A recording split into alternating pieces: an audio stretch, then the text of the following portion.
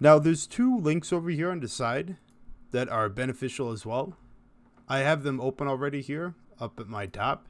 And these are just in-depth text tutorials talking about in Photopea how to scale an image and some of these smart tools. So these smart tools are really interesting to use and at times can be a bit tough to comprehend, but we'll go through each of them bit by bit and just see what they're doing for us as well.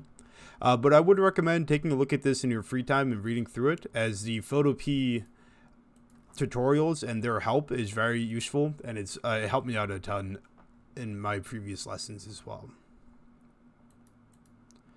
Now, to start up our lecture here, if you navigate into content and then folder for new files headed by instructor, I remember last session we were having a few issues here, but inside of session 2, there should be a few images here as well. I'm going to go ahead and download these and let me know if these aren't working on your end, but if you click on them, it should download these two separate images of cows and horses. Let's get rid of them from my desktop. I'm going to use the horses image, but feel free to use whichever image you'd like to use. I usually use these animals as it shows a good way of using these cropping tools, and you can kind of see how it works in the environment. And again, if you're not able to download these two, just let me know. But for right now, I'm going to assume you have those. And what I'm going to do is using the various methods that we learned from our last session, I'm just going to go ahead and open up my horses image inside of Photopea. So I can do that via dragging in the horses image, or I can just open from computer, horses, and then hit open. Awesome. So now we have our image inside of our Photopea. And again, what we learned from last time was some of these squares and messing around with our brush tool. We went a bit into the brush tool very far, which is not always what we would want to use sometimes. But it's just nice to get familiar with this and we can edit it. Now, if you take a look at your syllabus, there's a few tools here, such as straightening and cropping. And then there's a tool here called the spot healing brush that's used quite a bit. And a few of these other tools are there as well. Now, where are these tools located that the syllabus is talking about? Well, if you look at the very top of your move tool, you can see that if you go down a bit more, there's a few tools down here that have a plus sign and a star by them. Excuse me, they have a star behind them. So if you see right here, there's this kind of a band-aid type of tool. And this is what we'll call the spot healing brush tool. The hotkey for this tool is J. And above this tool by two, there's a crop tool that has the hotkey of C. Now cropping, you might be familiar with it. What I'm going to do very quickly is click the crop tool. And as you can see here, there's a few different tools that we're not going to worry about just yet. The crop tool is one that we're going to focus on. And once I have my crop tool selected, I have this type of cross that I can move around my screen. And when I click with my cross, I'm able to drag out a square box. Now this square box can be as big or as small as you'd like it to be. It's up to you to use it. But if you're familiar with maybe using Facebook, if you ever had to upload a profile picture and you had to crop it, this is essentially what this tool does. And I'll show you what it does specifically. You see here, when I have my square dragged out, I can hit this check mark button and it essentially deletes the pixels that are outside of my area of my square here. Now remember from our last session, we have our history, and if I go to edit and undo, I'm able to undo my cropping that I have there. And in my history panel, I'm able to swap between my cropped and uncropped versions up here. So if you see here, I have my crop tool go like this. Then when I have my open, I can go back to open as well. And there's another important tool that's a bit tougher to comprehend, but we can go through each version of it. And it's this spot healing brush tool. Now, there is no link here for specifically the spot healing brush tool, but there is a link here for restoration tools.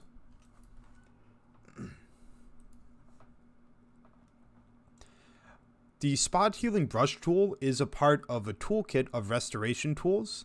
And if you could see here, there's three different types of tools that kind of comprise the restoration tools or fixing up and healing up a photo. These include the spot healing brush tool, the healing brush tool, and the patch tool.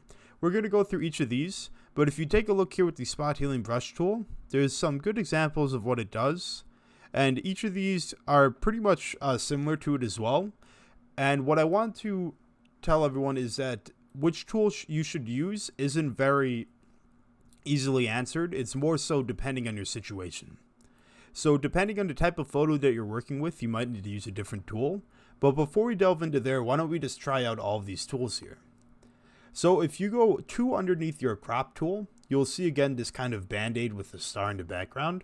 If you go ahead and select that tool, you'll notice that I kind of have this circle or this kind of square octagon that I'm using with. And if I hold my left mouse and I drag it across, it makes this type of blue mark. Now if I release, let's see here. Now this is kind of hard to see, but if I released it, it kind of did something to this horse's face here.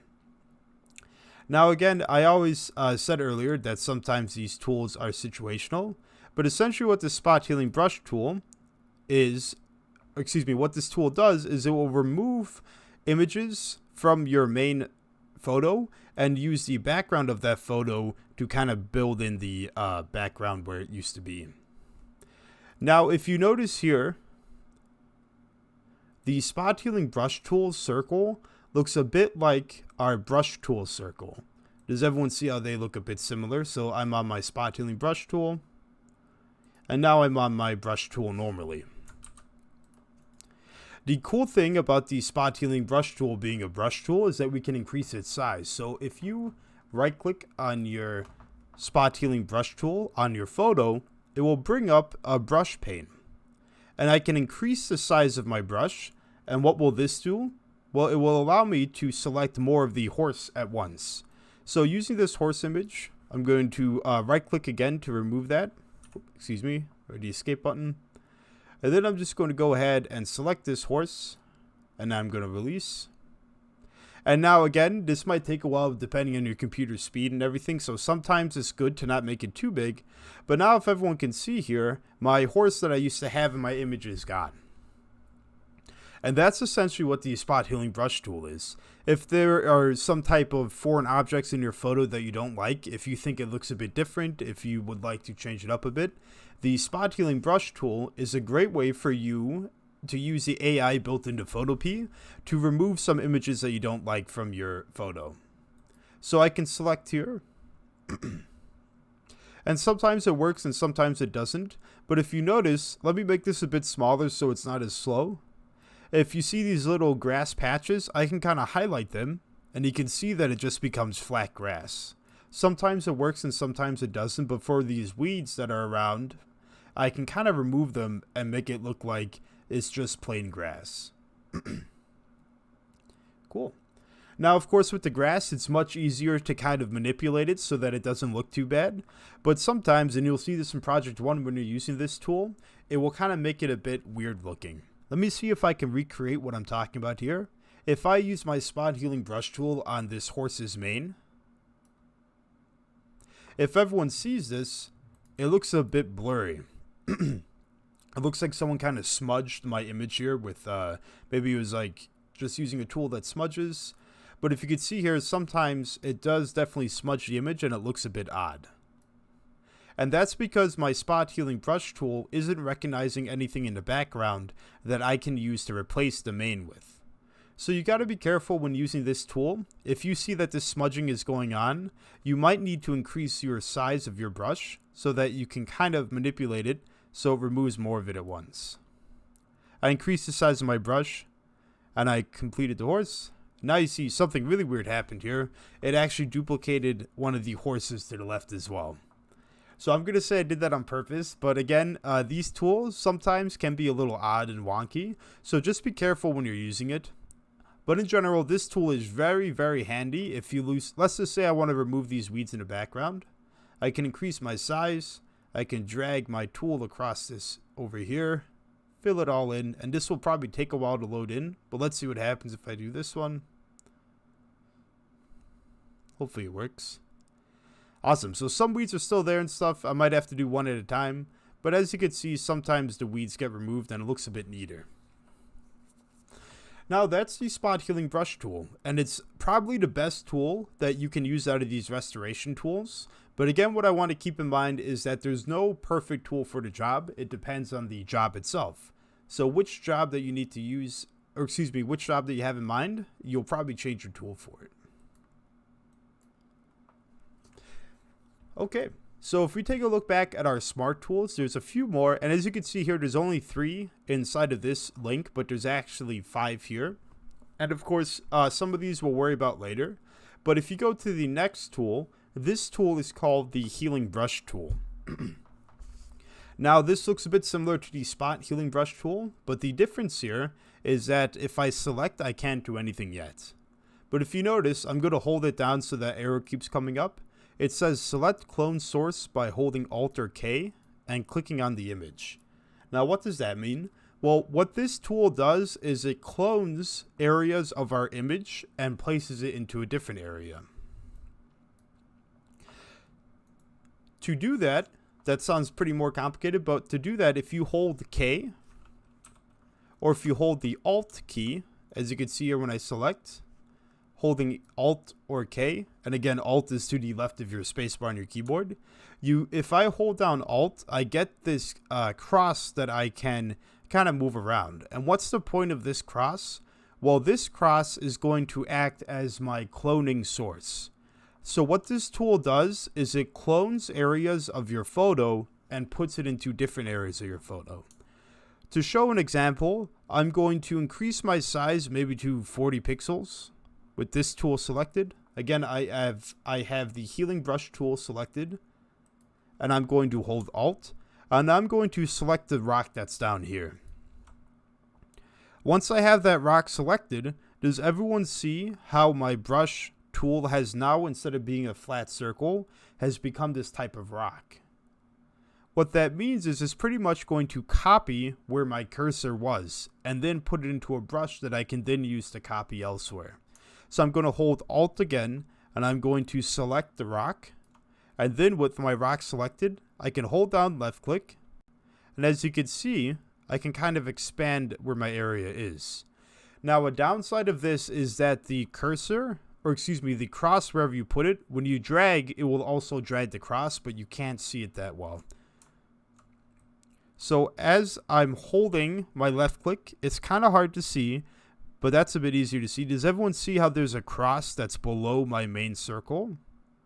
If you see that cross down there, it's kind of beneath the horse's head right now. That cross is dictating to us what area we're copying. So right now I'm copying, let me select this again. Right now I'm copying the rock, and if I move up more, I'm copying the grass. If I go back down a bit more, I'm copying the rock again. So this is a really cool tool if you wanted to add a bit more, something different to your image. If I like kind of how this brush looks, I can select the brush that's down there. I can move over here, and then, of course, this looks a little odd, but I can go ahead and put the brush into a different area. So this is kind of like a cloning tool, almost. It's a healing brush tool, but it allows us to essentially go along and copy over areas like that as well.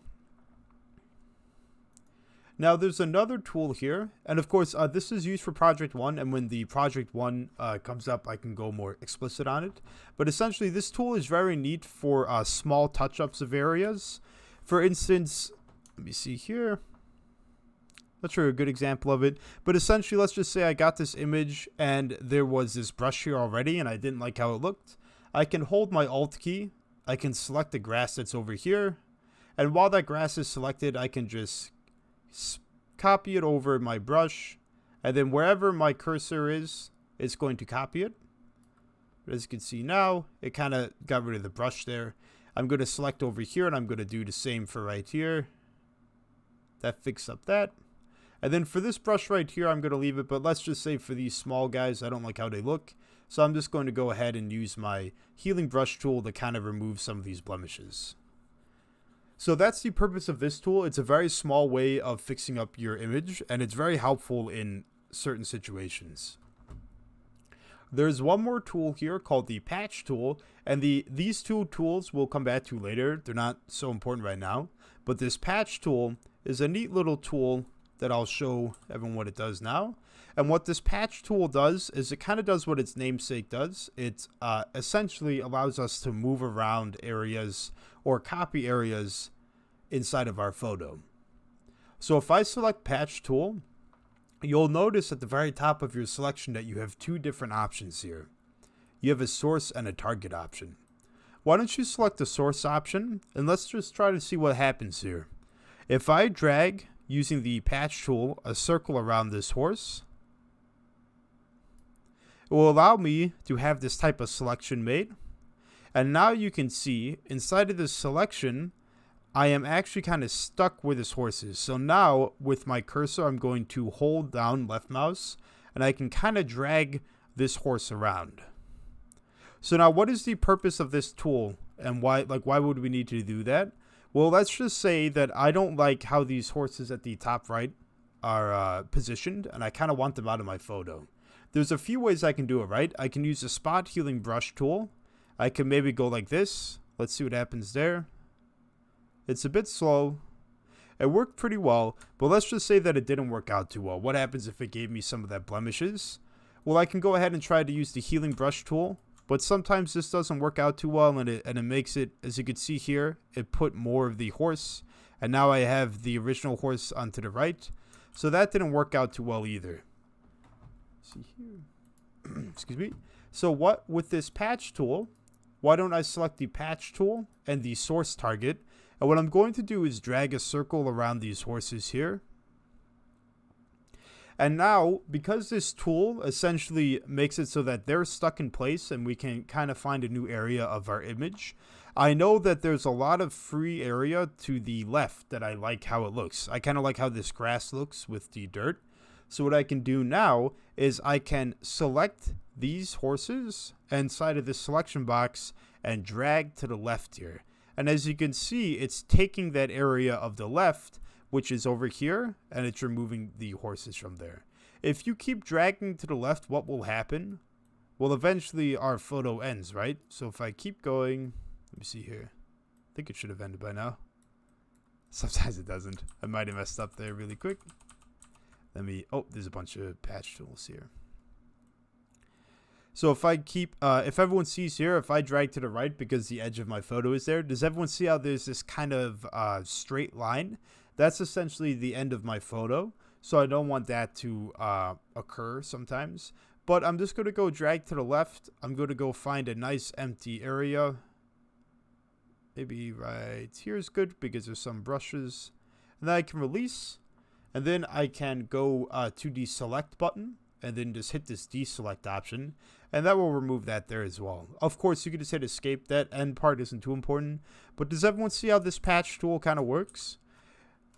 If I have this patch tool, I can drag a selection area over what I'd like. And then I can go ahead and using this as my source, I can find an area that I would like to replace it with, release, and then it will take those items out for me.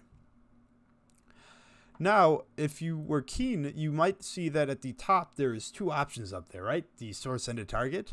So sometimes it's kind of hard to differentiate between these two here. So why don't we go ahead and try to do that?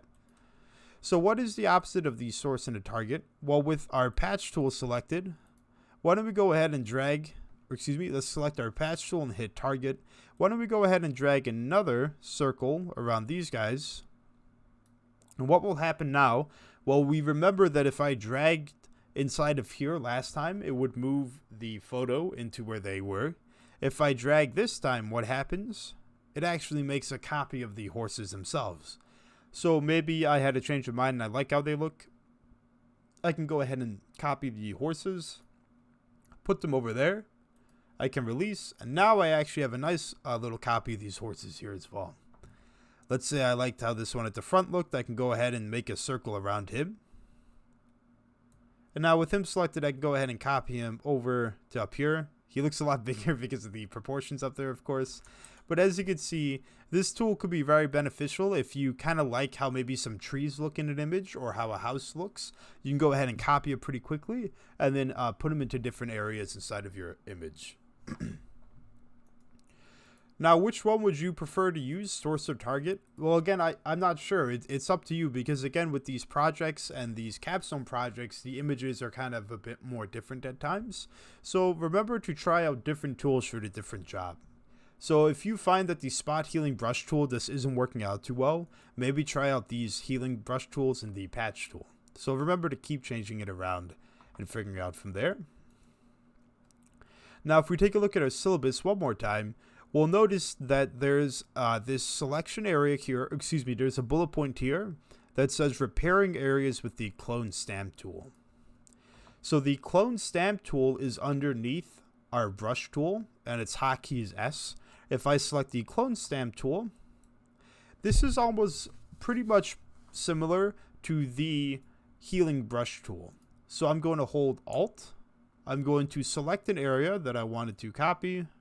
And then while that area is copied, I can go ahead and pretty much use the same idea as the healing brush tool, and go ahead and copy areas if I'd like.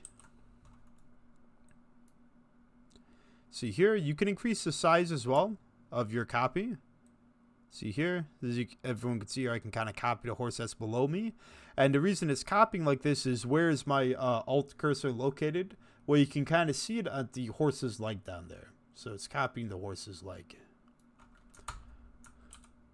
Now, this clone stamp tool and the healing brush tool are pretty similar in function. So I would say, just based on what the project is asking you, to pick that one. But you can always try out either one of them, but they're pretty similar in functionality. So don't be too concerned about the differences between the healing brush tool and the clone stamp tool.